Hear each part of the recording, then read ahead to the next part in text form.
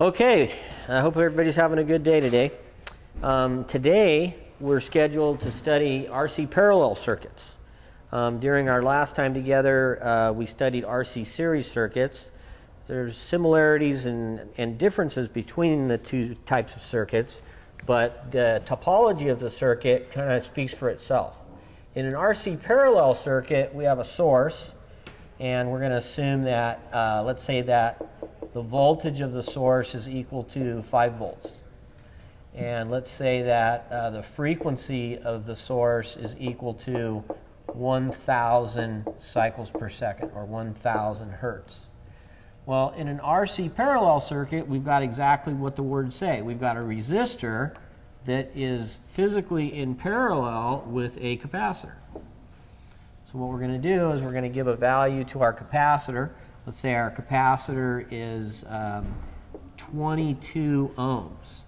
So that's going to be R sub 1. R sub 1 is 22 ohms. And I'll just review very quickly. Remember that if we have a value of capacitance, okay, and this is, let's say, C1, and we know what that capacitance is in farads or millifarads or microfarads, that unit is an energy storage unit. When we're actually doing the analysis on the circuit, we don't want to use the energy storage unit in farads. Because number one, we have a mismatch between the units. In other words, if this is in farads and this is in ohms, then it's difficult to deal with the circuit. Okay? And so to simplify dealing with the circuit, we simply find what we call the capacitive reactance of the circuit. And that's simply equal to 1 divided by 2 times pi times the frequency of the source, which in our case would be 1,000, times the energy storage rating of the capacitor, which would be in farads or millifarads or microfarads. And what we're going to do is we're going to say that this guy is 42 ohms. So we're going to let the capacitive reactance be equal to 42 ohms. Okay? And then we're going to look at analyzing this circuit. Now, just using common sense, we can see that there are some things in the circuit that are going to be the same, regardless of whether we're dealing with vectors or we're dealing with scalars. Now, since we're dealing with a circuit that is not in phase with itself everywhere, which is the case when you have a resistor and a capacitor, doesn't matter whether they're in series or they're in parallel, you're going to have an out-of-phase condition, okay? And to describe the out-of-phase condition, you can revert back to Eli the Iceman, right? So in a capacitive circuit, what's leading, the current or the voltage? The current is leading because it comes before the voltage, okay? And so that's how we use this acronym. We look at the C, we realize that C stands for this capacitor or this component in the circuit, and then we look at current and voltage, and we see that current comes first, and therefore current leads voltage in a capacitive circuit. Now, one of the things which changes, okay, that remains the same in this circuit but would be different in a series RC circuit is the voltage. If you recall, when we looked at the series RC circuit, we had to use Kirchhoff's voltage law and the Pythagorean theorem in order to figure out what the source voltage should be or was. Okay? In this circuit right here, though, it's a little bit different, and let's look at why. If we look right here, we have a closed loop. And nicely about the parallel RC circuit, there's only 2 things in the closed loop. So by Kirchhoff's voltage law,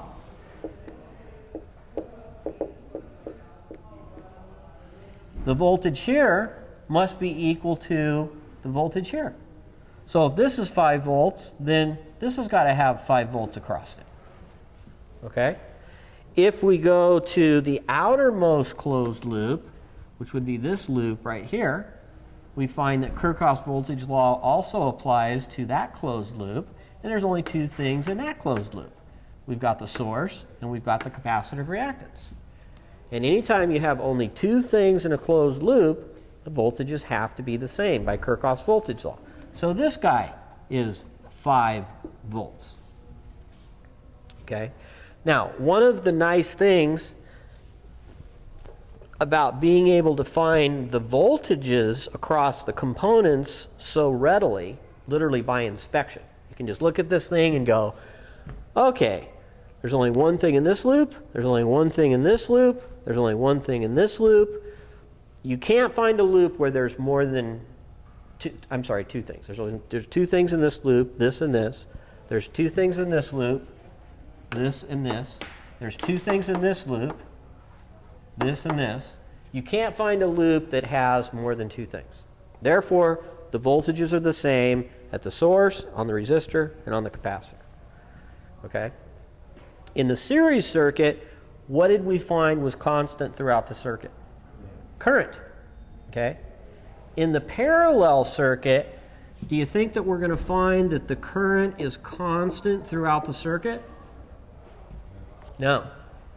It's going to be a function of how the current is branching off to each one of the individual branches.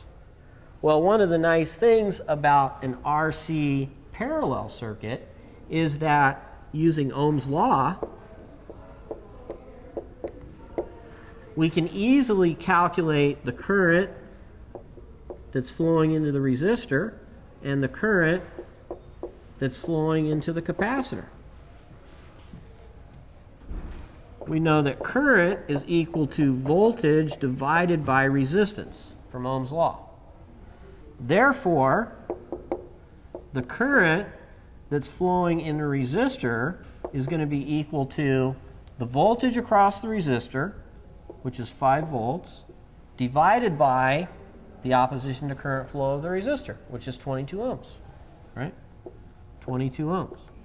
So what's 5 divided by 22?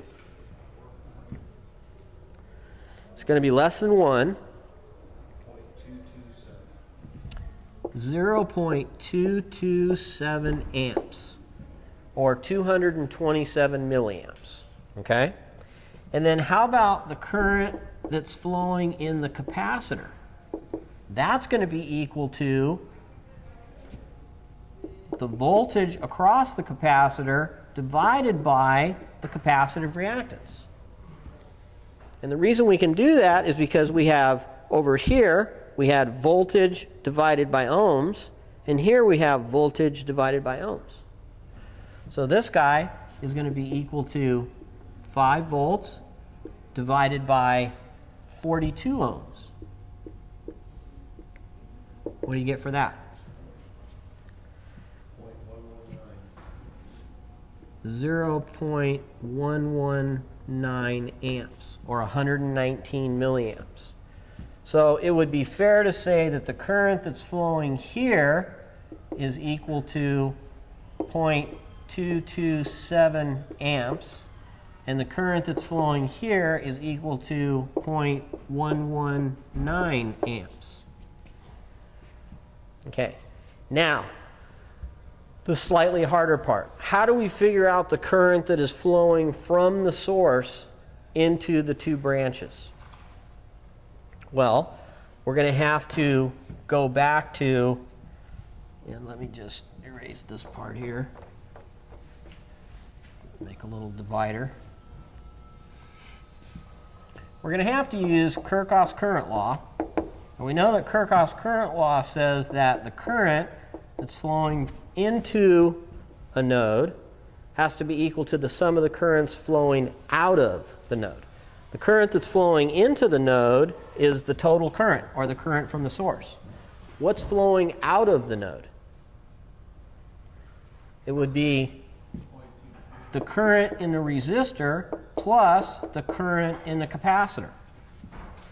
The question is, can we add them algebraically, or do we have to add them vectorially? I'm guessing vectorially.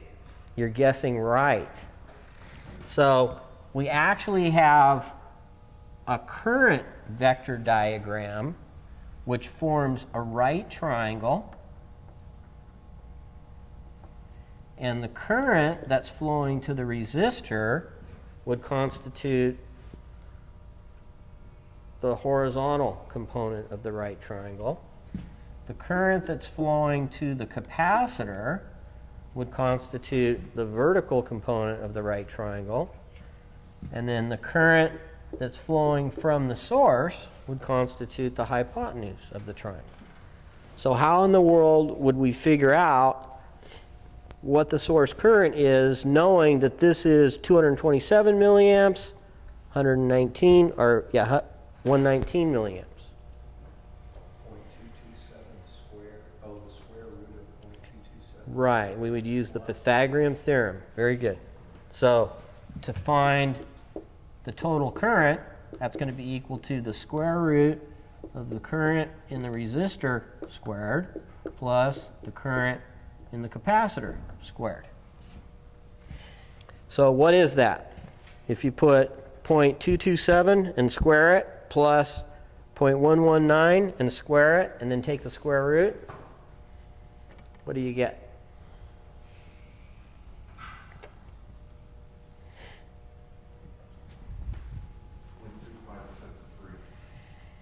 That's equal to 0.2563, you said? That's what I got. 0.2563, okay? So if this guy is 0.227 and this guy is 0.119 amps, then you're saying this guy is 0.256. So you see that adding out vectorially is very different than adding algebraically, because you would expect that there's no way that the sum could be less than the algebraic sum of the two individual currents flowing. Okay?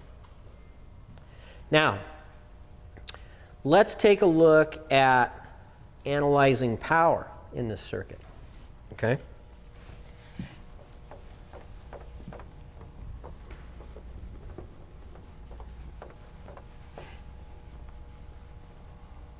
Again, if we're going to develop a power vector diagram, okay, then what kind of power is going to be dissipated in this branch of the circuit right here? Remember, there's three kinds of power. There's watts, there's vars, and there's volt amperes. Watts is what we call true power or real power. Okay? Vars is what we call reactive power, sometimes known as wattless power. Volt amperes is the vector sum of the two. Okay? So when we draw our power vector diagram, we're going to have power true, which is measured in watts. We're going to have power reactive, which is measured in vars. And then the hypotenuse of the triangle is known as apparent power, which is measured in volt amperes. Now, looking at this diagram right here, if we know what the voltage is across this resistor, and how again would we know that? By what law? Kirchhoff's voltage law. If these are the only two things in the closed loop, and this is 5 volts, then this has got to be 5 volts by inspection. Okay? So we know the voltage, and we also know the opposition to current flow, don't we? So we could figure out what the number of watts would be dissipated in this branch. Okay? So the power that's dissipated across the resistor would be equal to E squared divided by R, which would be equal to 5 squared divided by 22. What do you get when you take 5 and square it and divide it by 22?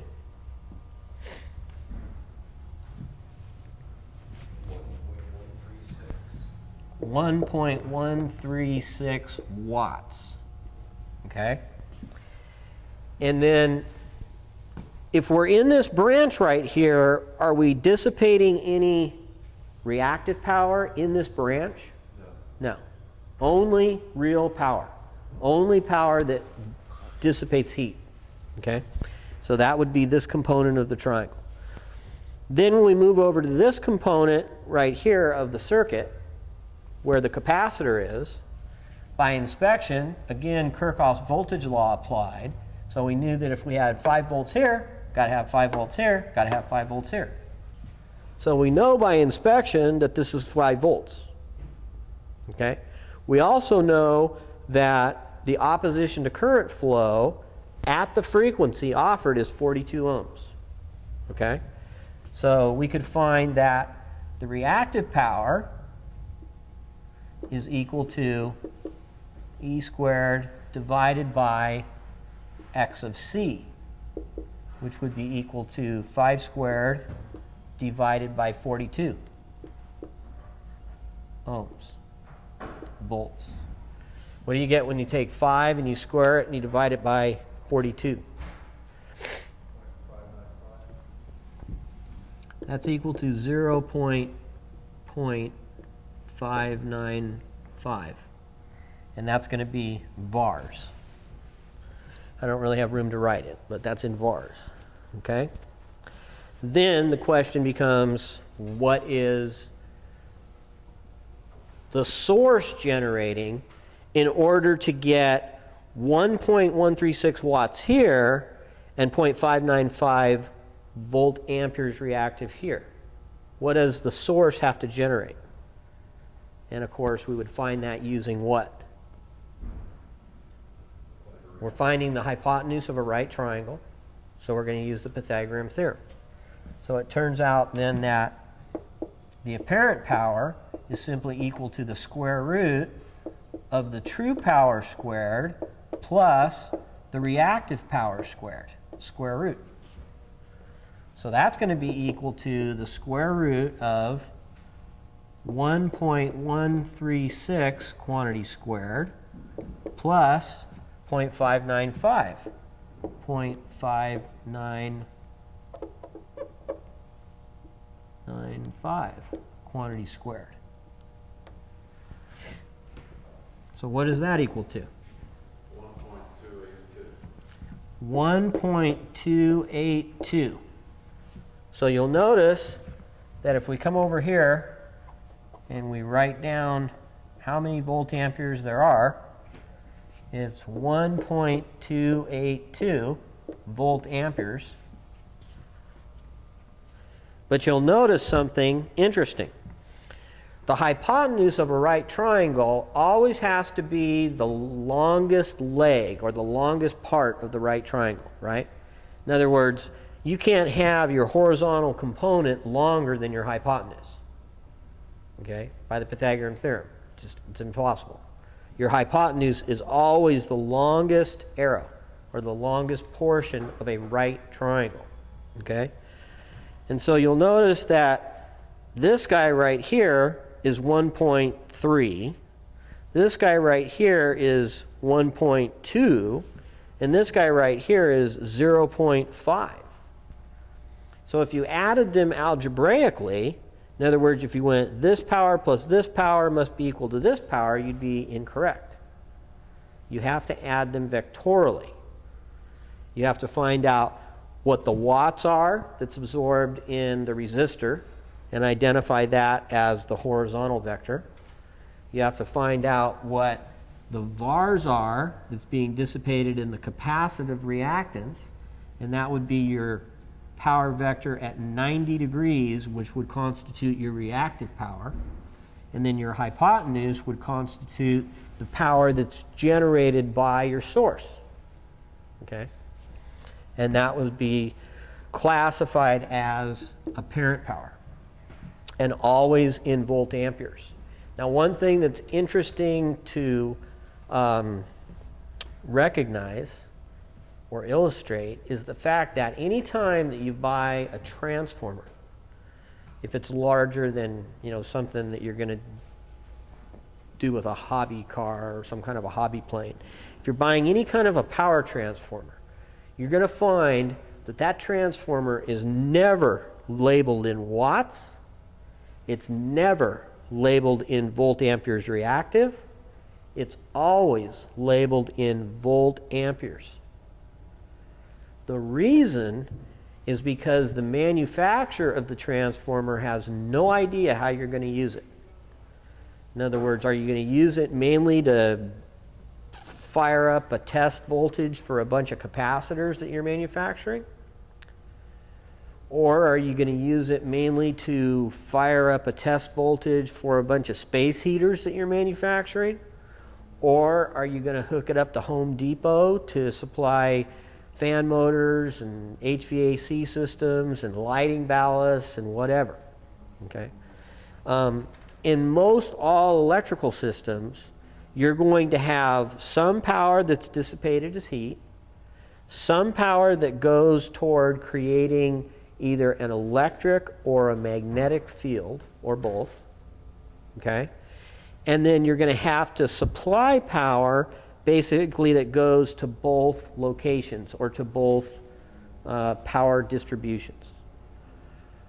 Because the power that is reactive, remember, is always returned to the circuit. It's like a teeter-totter. If you have an inductor, then what you have is a magnetic field that at one moment is expanding. At the next moment, it's collapsing. If you have a capacitor, at one instant, the capacitor's charging. At the next instant, the capacitor's discharging. So at one instant, the source has to supply current to the capacitor. At the next instant in time, the source is getting current back from the capacitor. Okay? But the resistor will always, always, always just sit there and dissipate heat. It's always going to dissipate heat according to, well, the formula we used was E squared over R. The formula that most of the power companies like to use is I squared R. So it doesn't really matter. You know, power is equal to I squared times R. Power is also equal to E squared over R. They're both the same. This one right here is used quite often in industry. You'll hear engineers talk a lot about I squared R losses, so they won't even say real power or true power dissipation. They'll say I squared R. What are the I squared R losses? Okay. So if you read that or you hear that language being used, you'll understand that when somebody says, we're interested in calculating the I squared R losses in that circuit, what they're really talking about is, they're really talking about how much power is being wasted as heat. Not how much power do we have to deliver to the capacitor that the capacitor is going to turn right around and give back to us. Okay? Any questions? Well, wait a second. How did you arrive at total current? How did I arrive at total current? Yeah, total current is the true power. No, I transitioned from talking about current to talking about power. But the way that I found the current, it's simply equal to the square root of the current in the resistor squared plus the current in the capacitor squared. Oh, that's it. That's it. All right. Yeah. It's Pythagorean theorem. So it's a very similar vector diagram, but instead of talking about power vector diagram, we're talking about a current vector diagram. What is it that would not be a vector? We've really already identified it. What is it that's constant everywhere?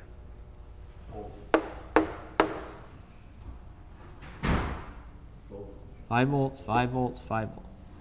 And the reason is because the sum of the voltage drops around any closed loop equal to 0. If there's only two things in the closed loop, then no matter what it is, they're going to have the same voltage. So you have a closed loop here. So you're going to have 5 volts here, 5 volts here. You also have a closed loop here. So 5 volts here, 5 volts here. You also have a closed loop here. So by Kirchhoff's voltage law, this voltage must be equal to this voltage. So by inspection, you immediately know what your voltages are. And then if you know what your resistance and your capacitive reactance is, it makes it very easy to calculate your branch currents, your total current, your true power, your reactive power, and then finally your apparent power. Okay? All right. Hope everybody to drive safely. Have a good night. If you need to talk to me privately, come on up.